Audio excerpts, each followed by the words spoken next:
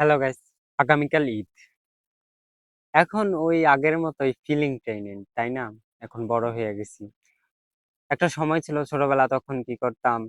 কুরবানির ঈদে হাটে যেতাম, বাড়ির পাশে হাট ছিল। ফ্রেন্ডদের সাথে সবাই, বন্ধু বান্ধব সবাই একসাথে মিললে গরু দেখতে যেতাম।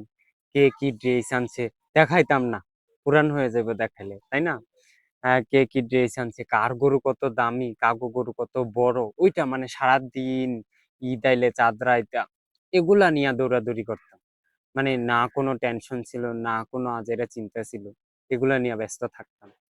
রাত হইলে, চাঁদ উঠলে এই সব ফ্রেন্ডরা মিল্লা ছোটবেলা মিছিল দিতাম।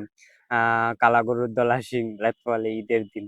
আর কত কি করতাম। আর এখন এখন বড় হয়ে গেছি।